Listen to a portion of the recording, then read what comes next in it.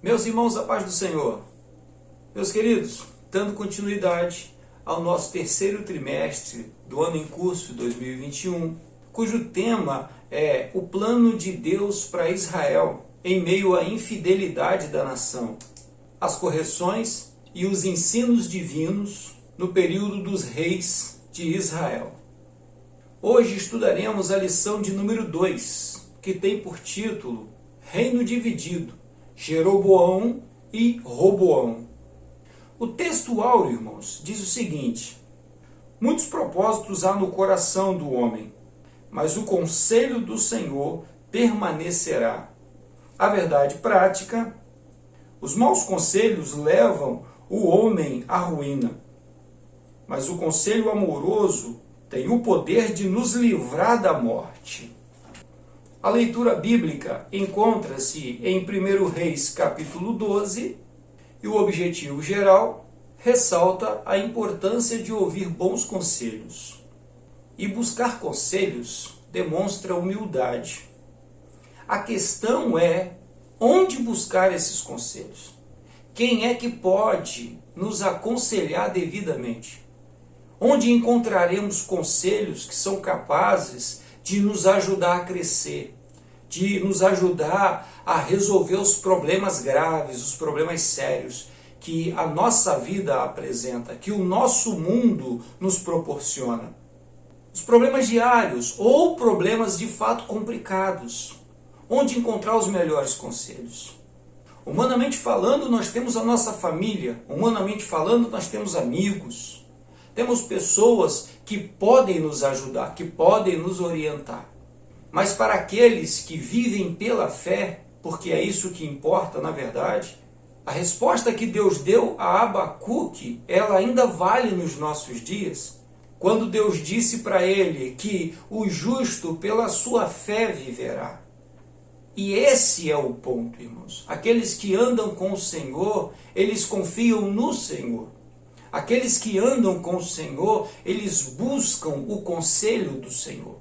Eles buscam ouvir a vontade de Deus, não a sua própria vontade. E para buscar a vontade de Deus requer mais do que humildade. Humildade é um pressuposto dessa pessoa que busca a vontade de Deus. Mas nós vamos ver aqui que esta pessoa precisa ter intimidade com Deus. Essa pessoa precisa de fato conhecer o Senhor para que possa ouvir os seus conselhos. A introdução, irmãos, nos diz assim: após a morte de Salomão, em 931 a.C., seu filho Roboão subiu ao trono.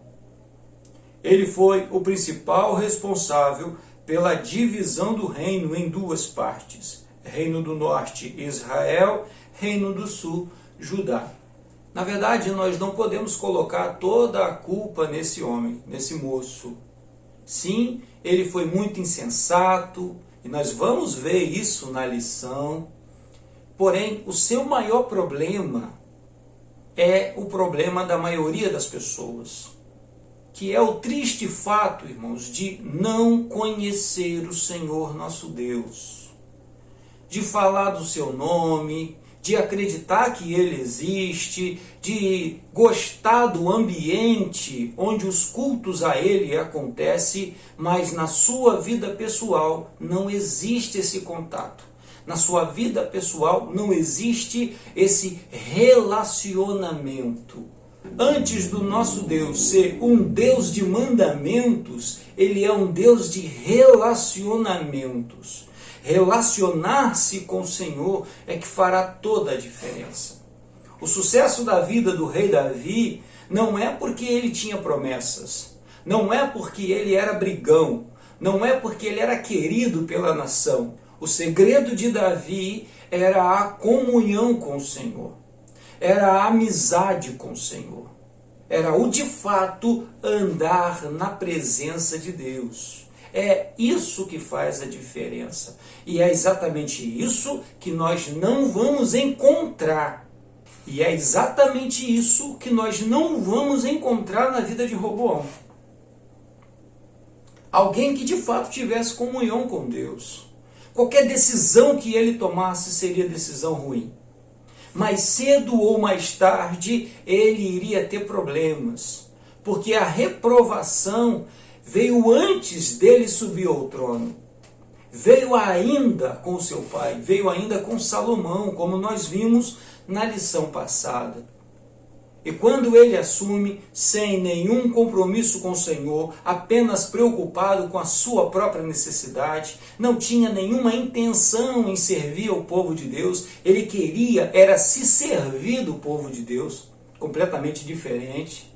E por conta disso, no afã de querer manter o luxo, no afã de que achar que iria herdar a fama de seu pai, a fama de Salomão, ele encontra, na verdade, um país estressado, um país que já estava fragmentado e, por conta disso, foi totalmente insensível quanto ao problema e aconteceu aquilo que ninguém gostaria que acontecesse.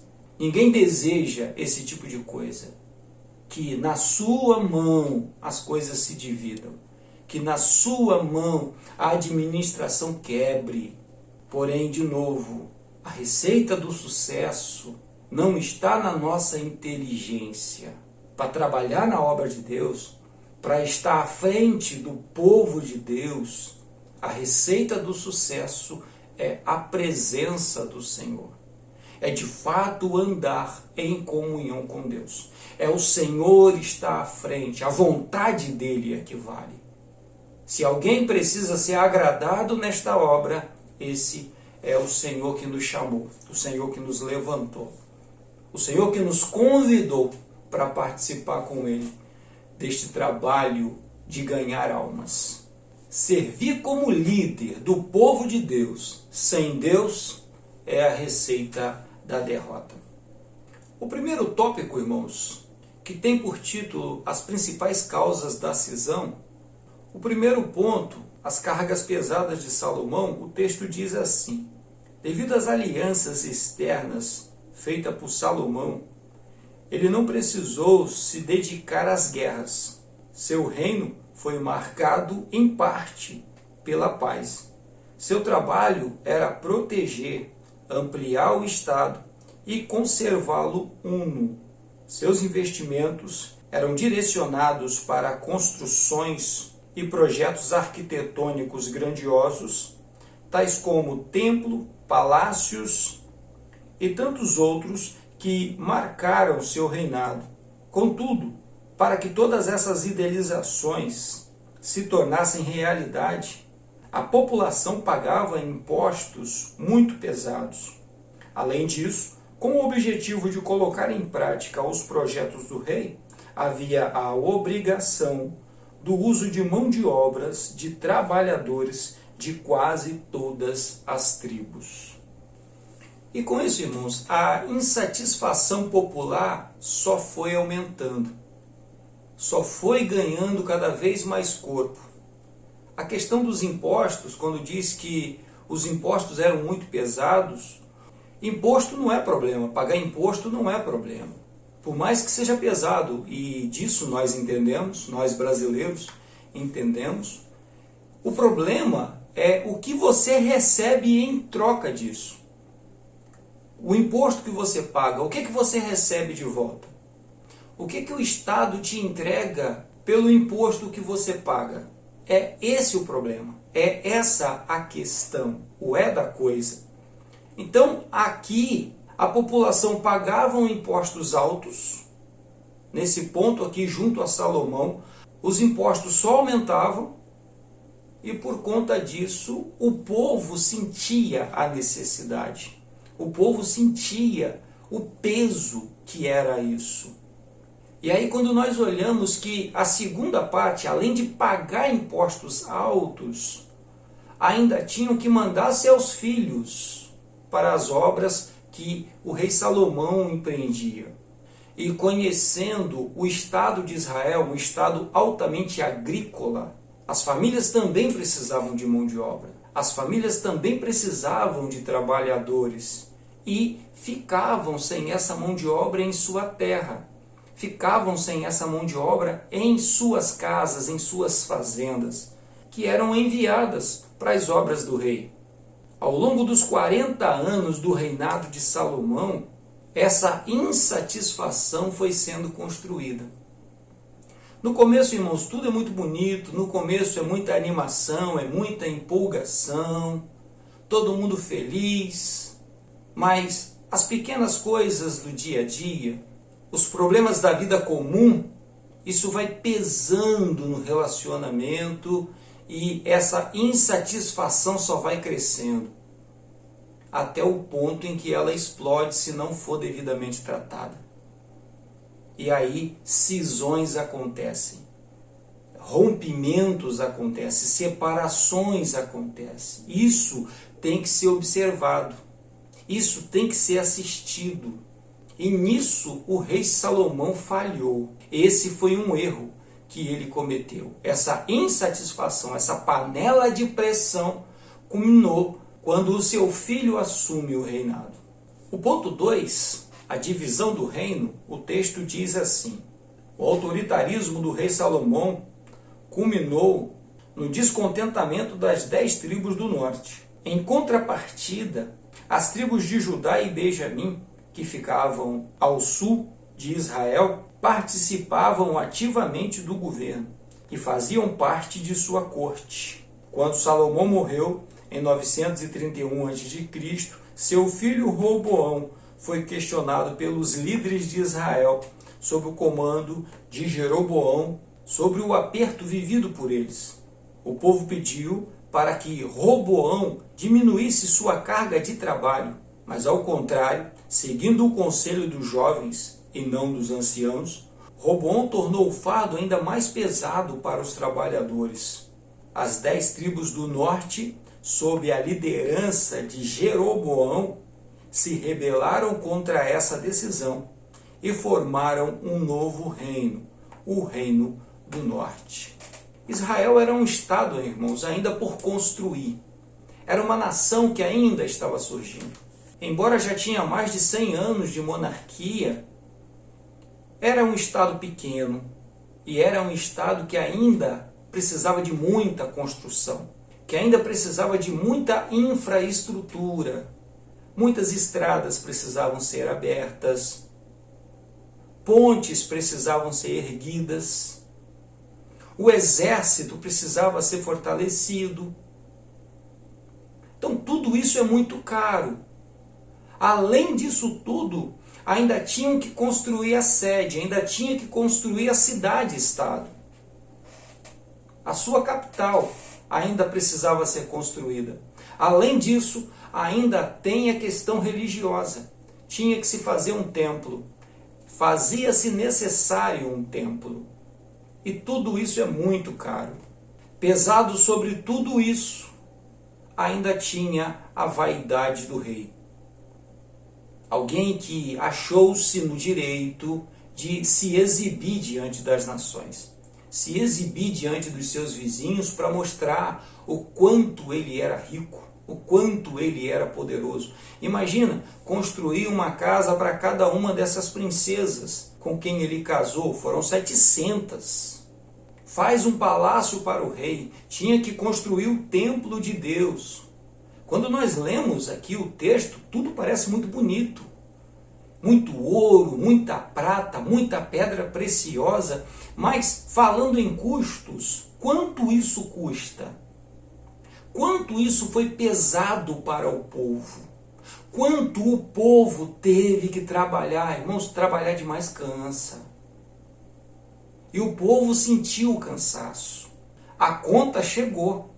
Quando nós olhamos para as nações que surgiram depois, a nação de Babilônia, a Assíria, a Grécia, quando nós olhamos para essas nações, nós vamos ver que todas elas cresceram oprimindo outras nações, escravizando outras nações. O próprio Israel foi servo de todas elas. Então, de onde vinham as riquezas para construir os seus palácios, para construir as suas pompas, para construir a sua boa vida? De onde vinha esse dinheiro? Das nações oprimidas. Agora, no caso de Israel, aqui com Salomão, era o próprio povo quem estava pagando isso.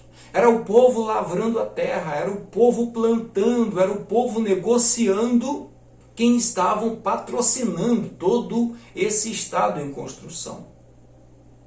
E aí é totalmente compreensivo que o povo se irritasse. Era totalmente compreensivo que o povo não quisesse que fosse daquela forma. Primeiro, porque nós vamos observar aqui no texto que a maioria das obras, as melhorias que estavam sendo feitas na capital. As demais tribos não estavam recebendo o retorno dos seus impostos, o retorno do seu trabalho. Tudo o que estava acontecendo na capital. Benjamim e Judá eram mais privilegiadas por conta disso. Eram quem estava usufruindo mais essa questão de Estado. E as outras tribos estavam sentindo-se prejudicadas. As famílias do campo estavam se sentindo prejudicadas. E é totalmente compreensível tudo isso. Quando a coisa não é igualitária, quando a divisão não é igualitária, quando as pessoas não se sentem parte do projeto, quando elas não se sentem envolvidas no projeto, quando elas veem que determinado grupo estão sendo mais privilegiados do que outros, esses problemas sempre vão acontecer. Essas lutas, essas brigas, essas guerras sempre acontecerão. Isso é algo, irmãos, que nós já temos que estar observando dentro de nossas igrejas. Nas nossas igrejas não pode ter privilegiados. Nas nossas igrejas é seguindo o Evangelho de Jesus. O maior serve o menor. E aí nós vamos observar o próprio Senhor Jesus falando isso. O Filho do Homem não veio para ser servido, veio para servir. E a mesma coisa ele repassa para nós. Ele diz, eu vou demonstrar isso, nós podemos lembrar da passagem do lava-pés, o chamado ministério da toalha e da bacia. Nós vimos isso no trimestre passado. Esse é o exemplo do Senhor Jesus nos dando, dizendo, faça o mesmo uns com os outros. Ou seja, sirva os outros dessa forma. Agora imagine isso numa nação. Então, de fato, irmão, se não for a liderança de Deus, se não for a direção do Senhor, muito provavelmente nós iremos errar. O segundo tópico, irmãos, tem por título os erros de Roboão. O primeiro ponto, a repetição dos erros de Salomão, o texto diz assim. Ao tomar conselho com os anciãos e com os jovens, Roboão decidiu acatar o conselho dos jovens, demonstrando total despreparo para exercer a posição em que estava. O conselho dos anciãos dizia que a solução do problema era dar às 10 tribos o que pediam. Isso significava desacelerar o projeto de expansão e desenvolvimento do reino, mas também abrandaria os ânimos agitados do povo, evitando assim a ruptura. E de fato, o melhor conselho era um dos anciãos. Fazia-se necessário, por um tempo, descansar, fazia-se necessário deixar o povo dar uma relaxada, diminuir um pouco dos impostos, observar os projetos, observar os planos, e alguns projetos poderiam ser jogados mais para frente, poderia ser deixado para depois, mas ele, tolamente, decide seguir o conselho dos seus amigos. Não era nenhum jovem, né, irmãos? Roboão não era nenhum jovem. Roboão já tinha 41 anos quando assumiu o trono, diferente do seu pai. O seu pai era muito jovem quando assumiu o trono. Ele não. Ele já era um homem feito. E aí nós vemos que idade não significa muita coisa. Idade não significa experiência. Ter idade não significa que é capaz. E ele mostrou-se incapaz. Ele mostrou-se indigno do posto que estava assumindo, de ser um rei, de estar à frente do seu povo, porque ele estava mais interessado naquilo que ele iria colher para a sua vida pessoal. Não estava interessado no povo, não estava preocupado com as condições do povo. O povo veio lhe apresentar questões sérias, questões concretas. O povo veio falar para ele, olha só, está difícil para nós não vamos conseguir. E o conselho dos anciãos foi, atenda ao povo, porque se você os atender agora, o que você precisar lá na frente, eles estarão do seu lado. No que você precisar, pode contar com eles, que eles estarão com você. Mas aí ele decide seguir o conselho dos seus amigos e sela a sua derrota. No segundo ponto, os maus conselhos dos amigos de Roboão, o texto diz assim: ao seguir os conselhos dos jovens, Roboão assinou sua própria sentença. As 10 tribos se rebelaram e sob o seu domínio ficaram apenas 2, Judá e Benjamim. Roboão deu ouvido aos seus conselheiros e isso lhe levou à ruína. Imagina só o choque, irmãos, que foi para ele. Ele agora fica com apenas 2 tribos, de 12, ele fica com apenas 2 tribos, e todo o peso da infraestrutura, da capital, ficou sobre as costas dele. Ficou sobre sua responsabilidade. Agora, como arcar com tudo isso? Tornou-se praticamente impossível. Tornou-se insustentável. No ponto 3, o cuidado com os conselhos, o texto diz assim: quando o orgulho se torna o centro de nossas vidas, ficamos à mercê de nós mesmos e não conseguimos discernir entre o bem e o mal. Assim foi com Roboão. A falta de sábios conselhos pode levar o ser humano ao declínio moral, ético e espiritual, tornando-se empobrecido e decadente. A devida orientação, irmãos, ela faz toda a diferença na vida do ser humano. Alguém bem orientado, a gente costuma falar que filhos mal criados ou filhos bem criados, quando estamos falando de filhos, um filho bem criado é um filho bem orientado. Um filho mal criado é um filho mal orientado.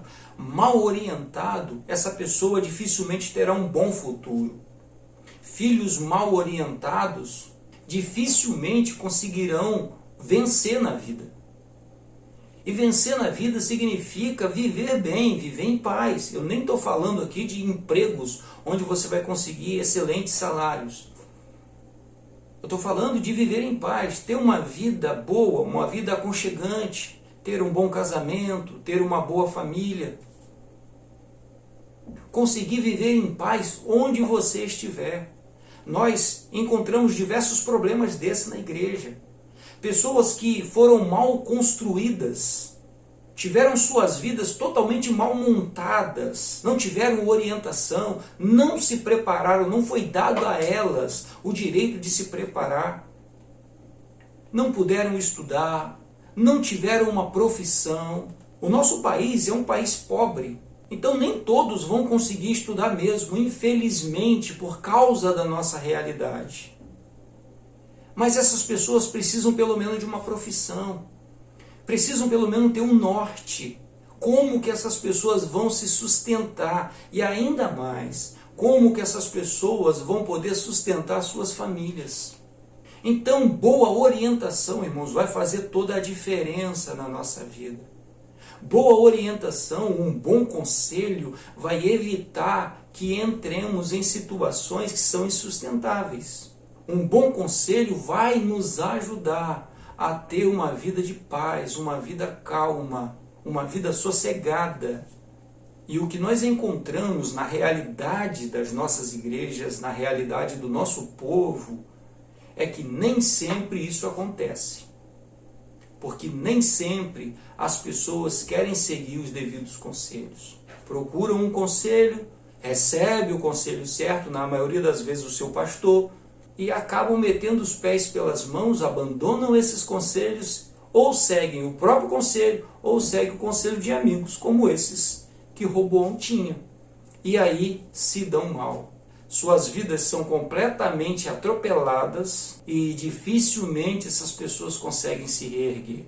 Ainda vem a falta de intimidade, tanto com a igreja local quanto com Deus. E caídas uma vez, elas fogem e não voltam para querer se reerguer. E como líderes, nós temos que ter sabedoria, temos que buscar a orientação do Senhor, para de fato sermos uma bênção na vida desse povo, irmãos.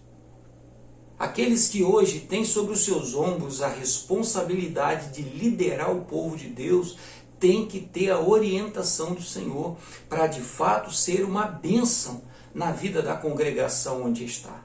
Para de fato ser uma bênção para o povo de Deus. O povo de Deus precisa de liderança.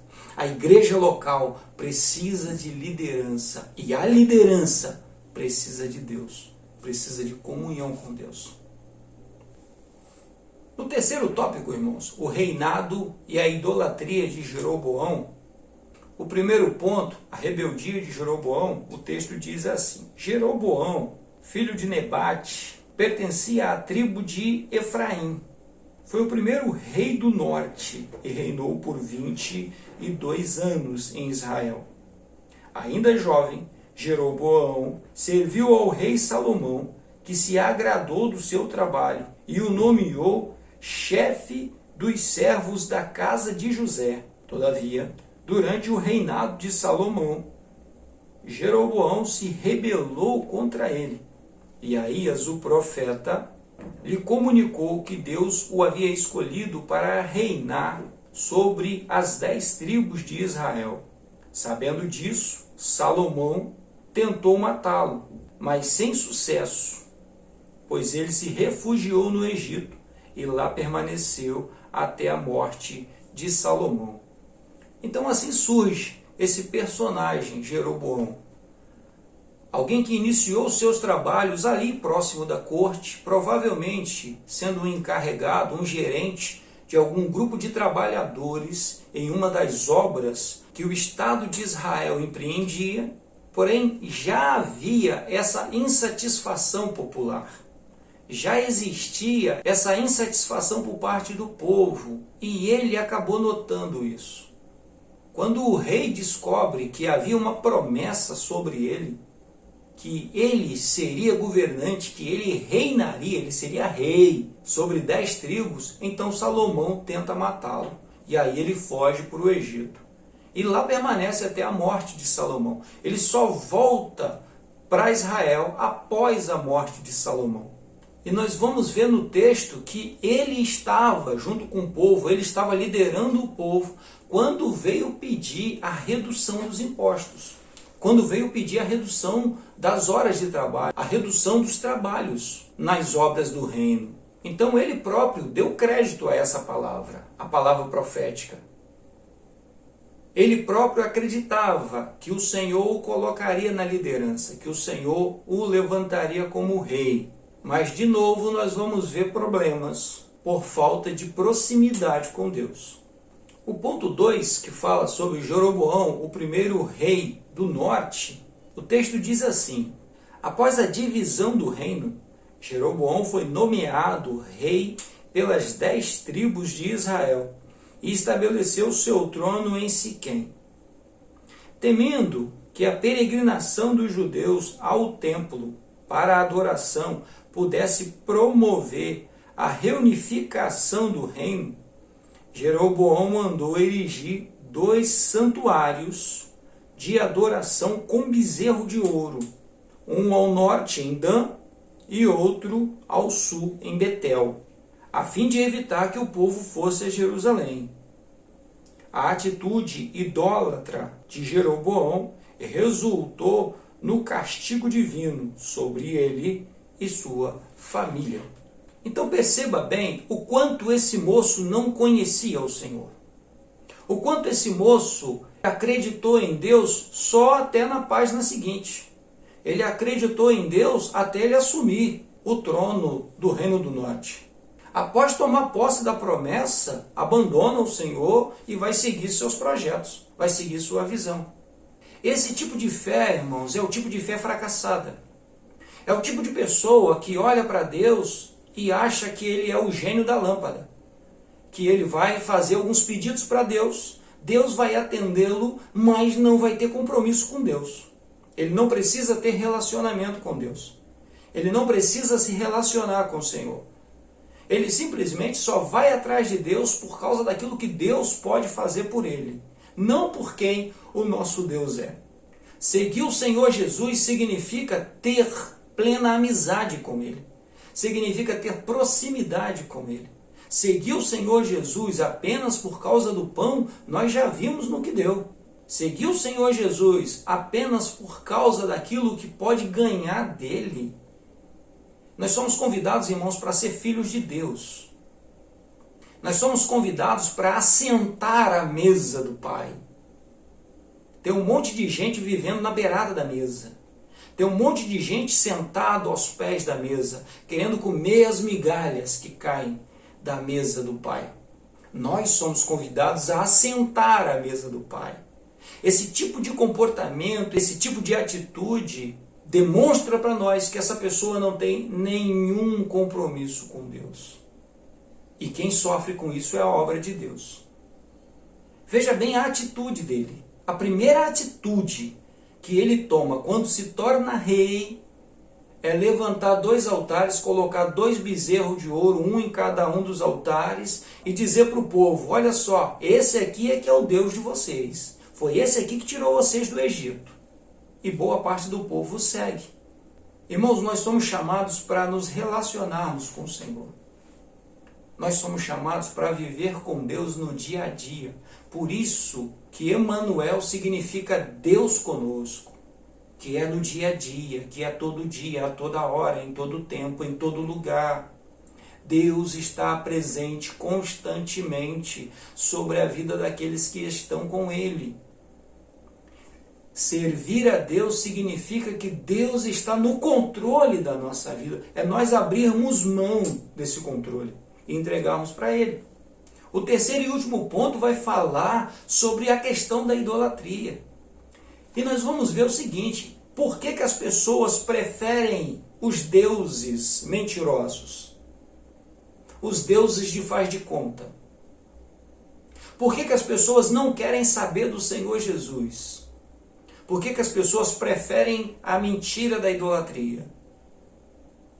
Porque esses deuses não interferem na vida delas. Esses deuses não diz qual é o comportamento que essas pessoas devem ter. Esses deuses não cobram deles que eles perdoem os seus inimigos. Esses deuses não cobram deles que eles dividam o pão.